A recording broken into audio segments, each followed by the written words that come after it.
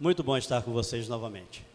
E melhor ainda porque já em outras igrejas que o Senhor me levou para pregar, é chamado Conjunto Me Segue, né? Jesuscidência. E eles sabem que eu sou fã deles, né? Eu já falei com o Jademir que quando eu tiver muito dinheiro, eu vou contratá-los para cantar só para mim. Particularmente. Esse conjunto é uma bênção, faz bem ouvir, faz bem ao nosso coração, os nossos ouvidos. Imagine o coração de Deus. E esse ministério de louvor também é abençoado. Alimenta a nossa alma com esses louvores maravilhosos. Meus irmãos, eu trago um abraço apertado, mas bem apertado, aquele abraço bem gostoso, da Igreja Presbiteriana de Vera Fazenda, do conselho da igreja, para ele chamado conselho, e o abraço do pastor daquela igreja já foi dado ao pastor desta igreja, meu muito amigo, reverendo Carlos Alberto. Aprendi a amar esse rapaz, sabia? Ao longo dos anos, esse jovem rapaz, e é muito bom nós amarmos uns aos outros, e parabenizo a igreja pelos 73 anos. Há 2 anos atrás nós estivemos aqui, se não me falha a memória, pregando também, e o conjunto, na Esperança, estava aqui também, né? Isso é muito bom.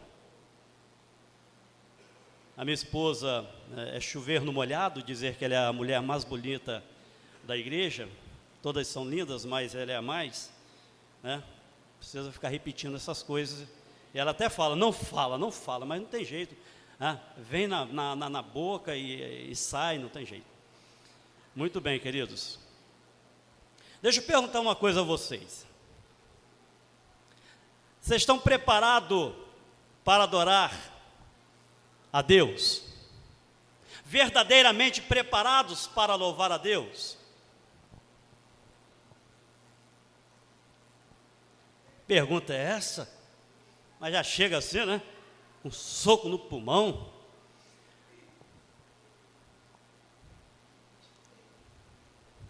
Será que nós estamos preparados, queridos, para adorar a Deus?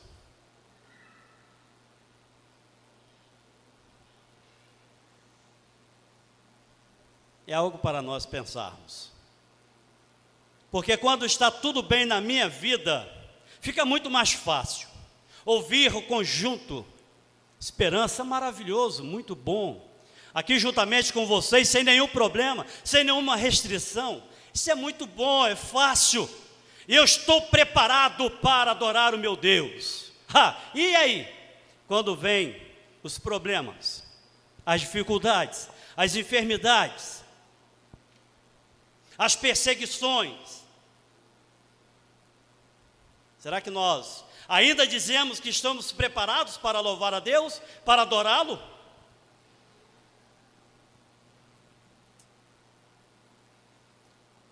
Deus chamou um homem para profetizar para o povo de Israel, porque o povo estava em pecado.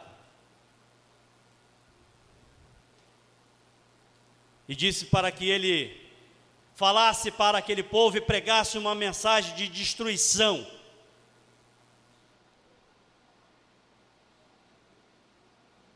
E este homem foi. Só que no final da história nós vamos ver a decisão desse rapaz, desse profeta do Senhor, para o povo de Israel. Eu peço você que abra sua Bíblia, meu amado irmão, no livro do profeta menor Abacuque, no capítulo 3, versículo 17 até o versículo 19. Não procura versículo 29 não, porque não tem, tá bom? Capítulo 3, 17 a 19. Mantenha a sua Bíblia aberta, nós vamos orar mais uma vez. Pedir a iluminação do Espírito Santo, para que Ele nos dê capacidade, sabedoria, de compreender a palavra do Senhor que será lida.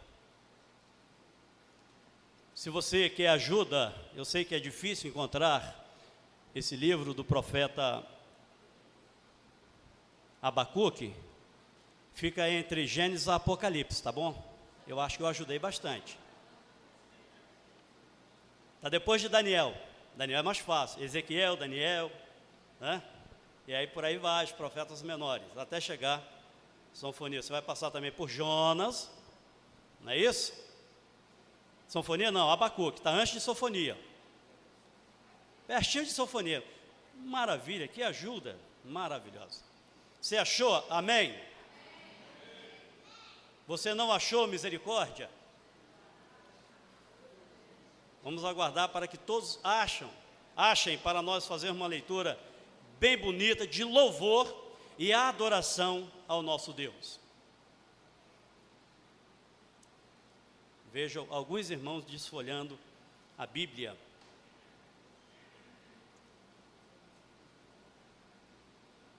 Abacuque, capítulo 3, 17 a 19. Vamos orar. Pai, nós abrimos a Tua palavra. Sabemos, Pai, que ela por si só fala aos nossos corações. Mas, ó Deus, para que haja entendimento, nós precisamos da iluminação do Teu Santo Espírito. Por isso, Deus, nesse momento, quando na leitura da Tua palavra, abra, Deus, os nossos corações, as nossas mentes, para que possamos compreender aquilo que o Senhor quer nos ensinar nesta noite. Fala, Senhor, conosco. Não aquilo que nós queremos ouvir, mas aquilo que o Senhor quer falar. Prepara-nos para ouvir a Tua voz, pelo amor de Jesus. Amém. A palavra de Deus diz: ainda que a figueira não floresça, nem haja fruto na vide, o produto da oliveira minta, e os campos não produzam mantimento, as ovelhas sejam arrebatadas do aprisco, e nos currais não haja gado, todavia eu me alegro no Senhor, exulto no Deus da minha salvação. O Senhor Deus é a minha fortaleza, e faz os meus pés como os da corça, e me faz andar altaneiramente, ao mestre de canto para instrumentos de cordas. Algumas curiosidades de Abacuque. Quem foi Abacuque? Significado deste nome em hebraico significa abraço forte. Abraço forte. O primeiro verso de seu livro indica que ele se sensibilizava, abraçava com o sofrimento e a condição espiritual do povo, e tudo aquilo era pesado demais para ele.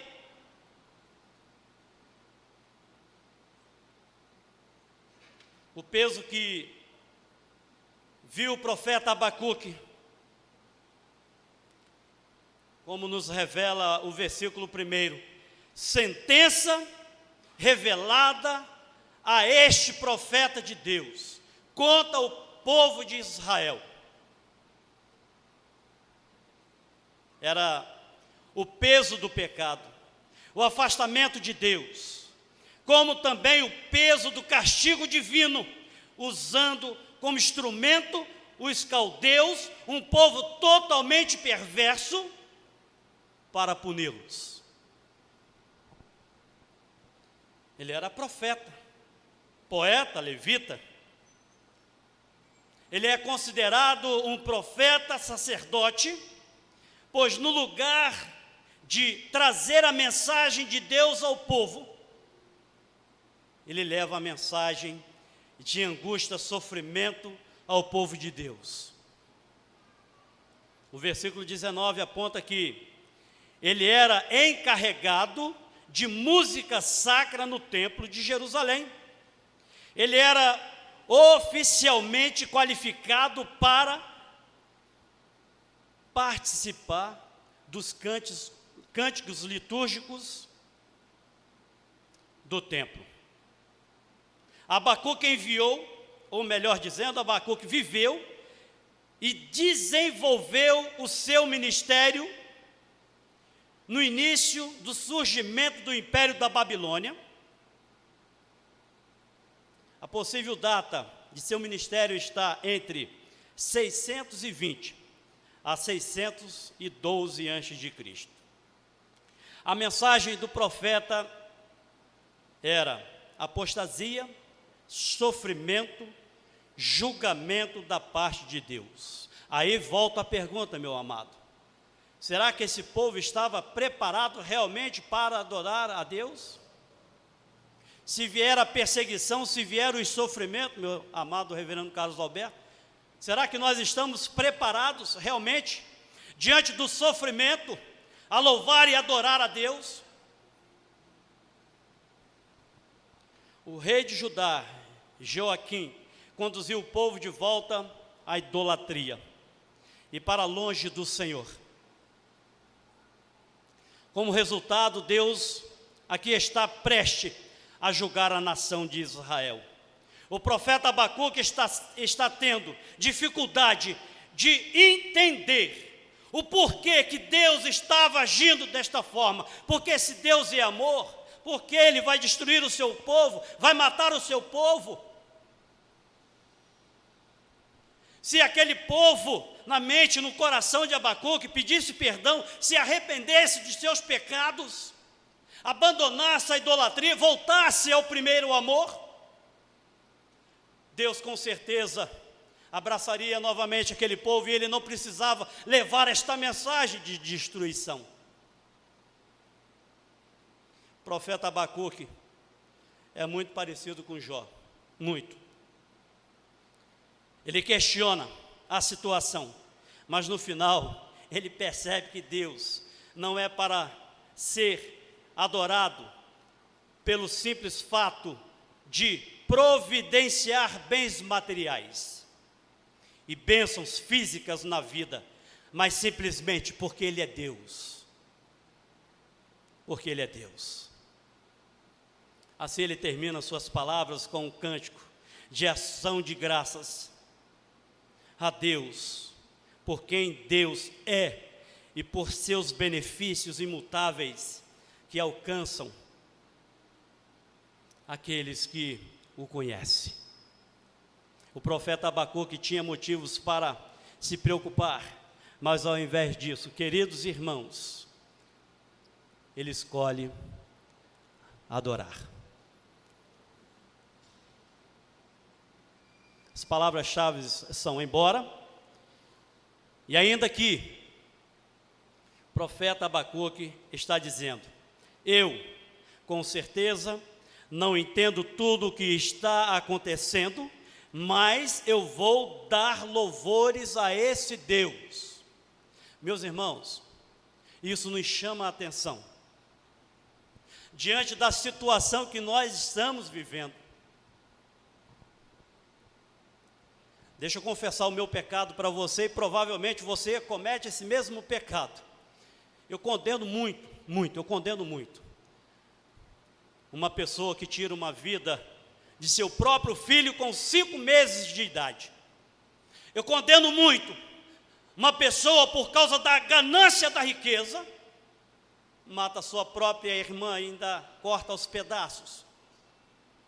Eu condeno. Se eu fosse Deus, eu fuzilava essa pessoa, eu exterminava ela da terra. Mas será que eu também não cometo o mesmo pecado e não mereço a destruição, a morte?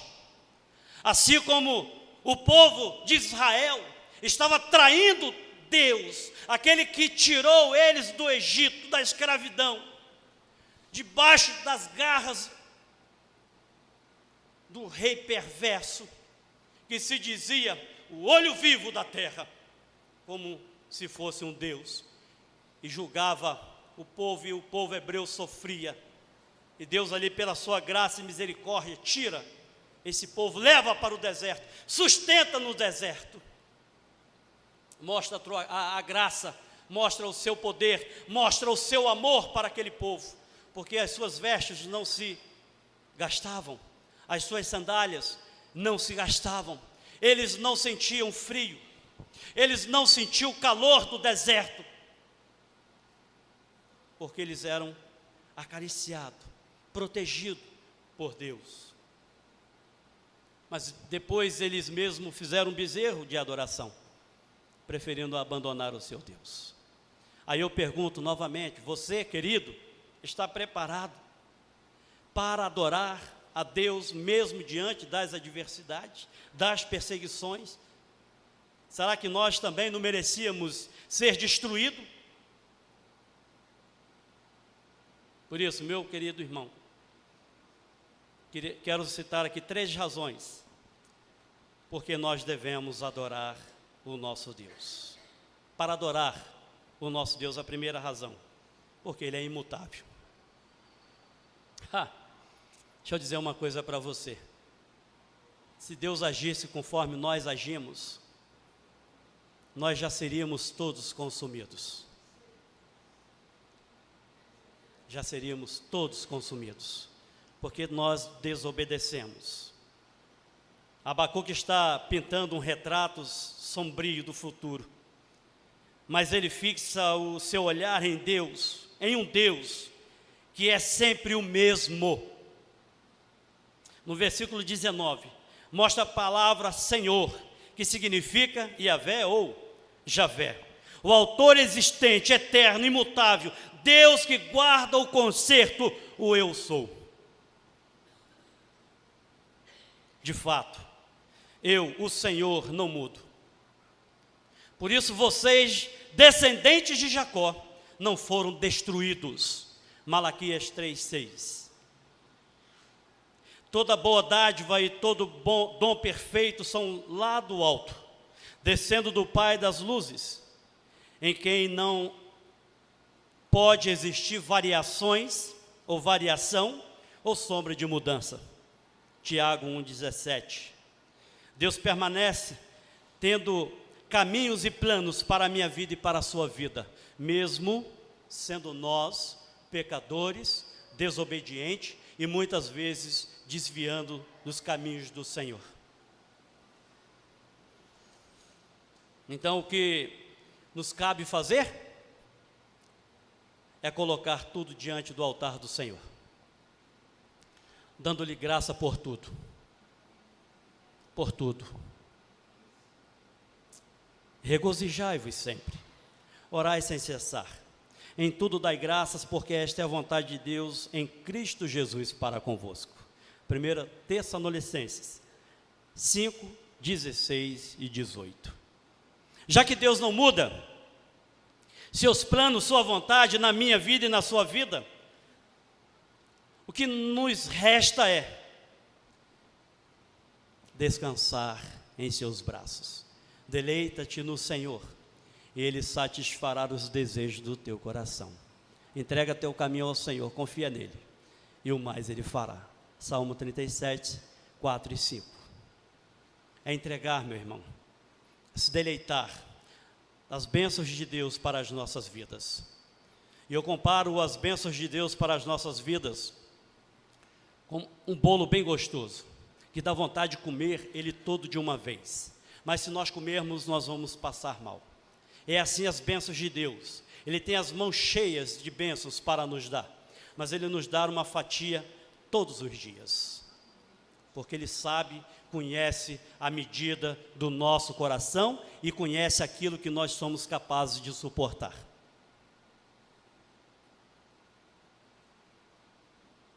E segunda razão, meu amado irmão, para adorar o nosso Deus, nada pode roubar a nossa salvação. Nada. As coisas podem ficar ruins nesta vida, mas isso não pode afetar a minha salvação. Ela não depende de coisas, indo bem ou mal. A salvação repousa unicamente na graça e no poder de Deus.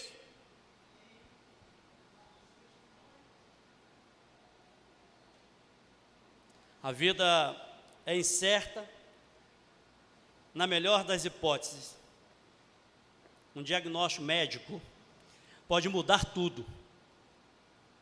E também é passageira, mas a salvação é garantida na minha e na sua vida, através da cruz, que tem um valor eterno.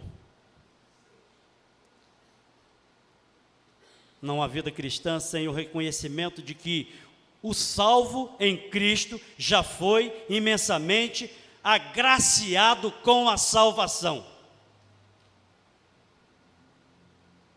Jesus não só nos livrou do sofrimento eterno, das consequências por causa dos nossos pecados, mas também nos levará para estar com Ele e morar eternamente ao seu lado.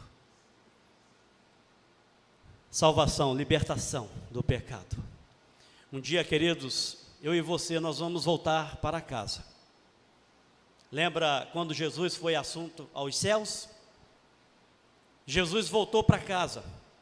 E interessante que, antes dele voltar para casa, os seus discípulos estavam preocupados, conturbados.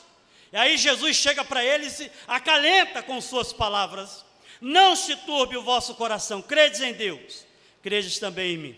Na casa de meu pai há muitas moradas, se assim não fora, eu vos teria dito, pois vou preparar-vos lugar, e quando eu for e vos preparar lugar, voltarei e vos receberei para mim mesmo, para que onde eu estiver, estejais vós também. João 14, 1-3. Ninguém pode tirar a nossa salvação. A nossa salvação foi dada pelo Senhor Jesus. As coisas podem ficar ruins aqui, mas não podemos pensar que as dificuldades, os problemas, podem arrancar de nós aquilo que o Senhor nos deu, porque isso está garantido na tua palavra, como ele diz lá em João 10, 28. Eu lhes dou a vida eterna, e jamais perecerão, e ninguém as arrebatará da minha mão. Nada. O inimigo luta todos os dias para tirar aquilo que é mais precioso da nossa vida, que é a salvação em Cristo Jesus. Mas ele não consegue. Nós somos salvos pelo Senhor Jesus. Nessa salvação é inabalável. Podemos, portanto, adorá-lo, independentemente de qualquer coisa, meus irmãos. Assim como fez o profeta Abacuque. Diante da escassez, diante dos problemas, diante das dificuldades, diante de uma mensagem profética que ele teria que dar para o povo de Israel, rebeldes, totalmente separado da graça de Deus, adorando outros deuses. Mesmo assim, ele resolve adorá-lo. Por isso, a terceira razão para nós adorar a Deus, adorarmos a Deus: sua força em nós nunca termina. Versículo 19 diz: o Senhor é a minha força. O Senhor é a minha força, ou seja, resistência e capacidade. Nossa força não vem de nós mesmos. O Senhor é a nossa força. Isaías 40, versículo 31. Os que esperam no Senhor renovarão as suas forças, subirão com asas como águias, correrão e não se cansarão, andarão e não se fadigarão. Os pés como da corça, ou como de corça, fala de agilidade, de rapidez. Lugares altos, fala dos cumes, das montanhas, onde a corça está livre dos perigos encontrados em lugares baixos. O profeta Abacuque quer dizer então que nós Deus lhe permite subir acima das circunstâncias. Deus lhe dá paz no meio da adversidade. Meu irmão, esse é o Deus que eu e você servimos.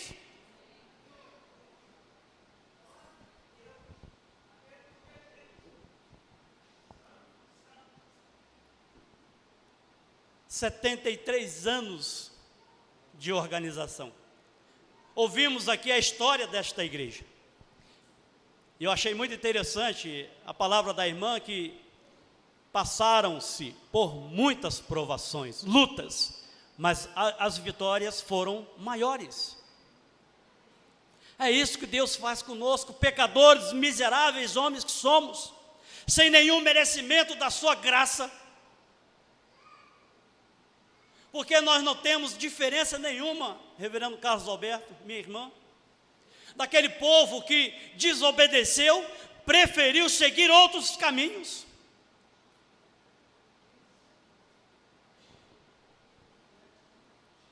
E Deus então escolhe um povo mau, pagão, perverso, para então pegar esse povo dele, escolhido antes da fundação do mundo, para passar por provações, problemas.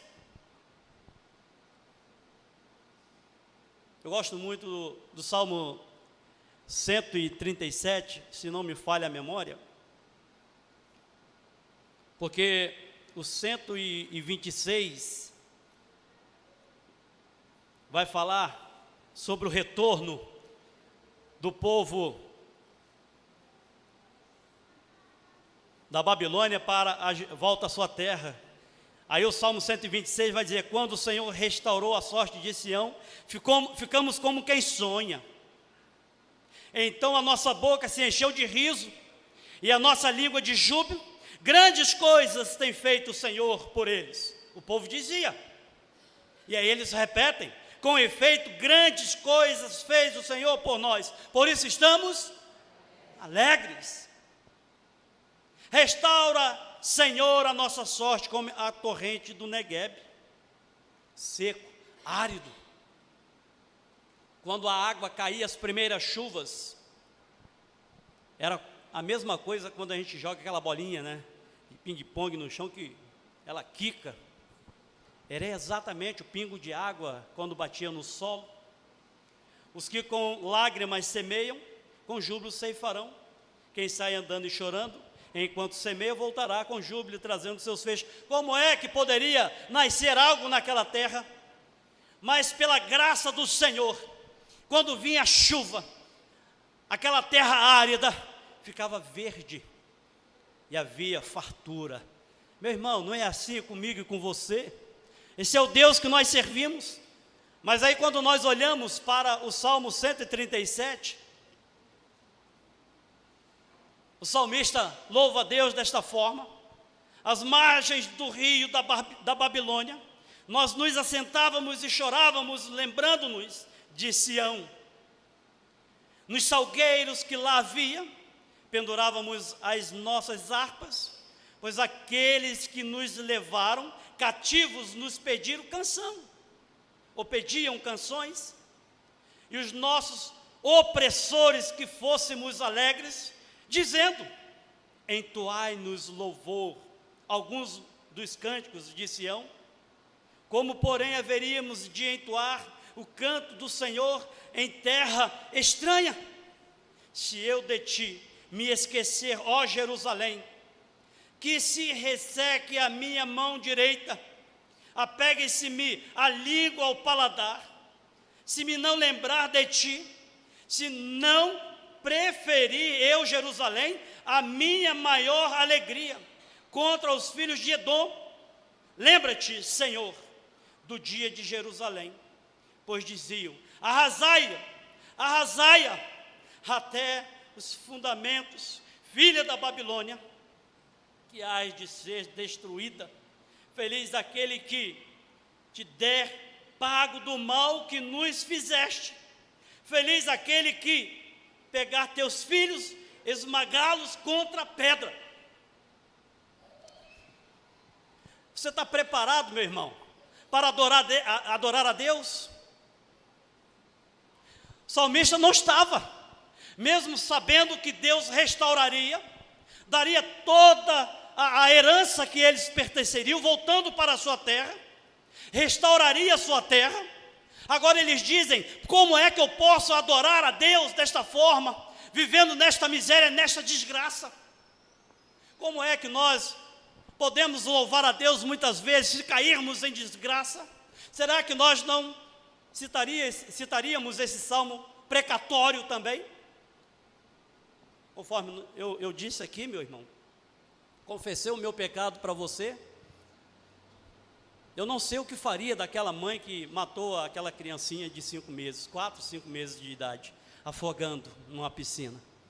Eu não sei o que eu faria com aquele camarada, um ex-jogador de futebol, que matou a sua própria irmã por causa da herança. Não sei. Mas uma coisa eu tenho certeza: Deus restaura a vida tanto da mãe daquela criança quanto daquele rapaz. Como Deus é diferente. E como nós devemos estar sempre preparados para louvar a Deus. Porque Abacuque, ele poderia muito bem, conforme no início do seu livro, pregar uma destruição.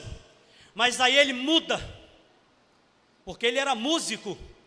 Ele muda o ritmo, esse ritmo está errado, não está convindo com a graça de Deus, com a minha vida, com a vida do seu povo. Ao invés de nós pregarmos destruição, vamos adorar o nosso Deus.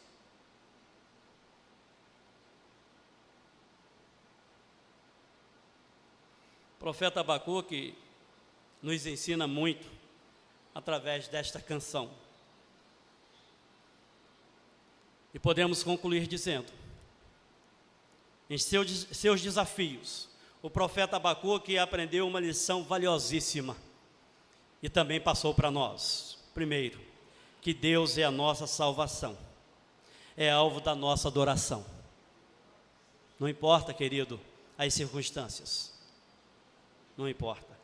Segundo, ele ficou sabendo que não tinha nada o que temer da vida, mas que ele tinha um motivo real para adorar, mesmo em meio a todo aquele conflito. Se você é salvo, então possui todos os motivos para adorar o nosso Deus.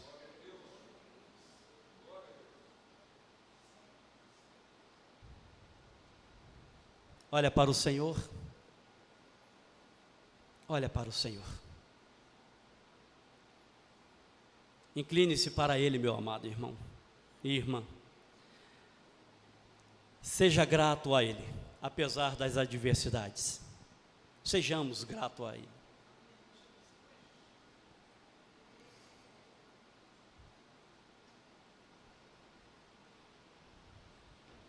Nós não merecemos nada. Melhor dizendo, a única coisa que eu e você merece é a condenação eterna.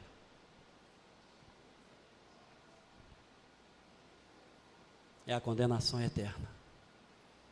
Aí Paulo vai dizer em Efésios, capítulo 2, versículo 8 e 9: pela graça sois salvos mediante a fé.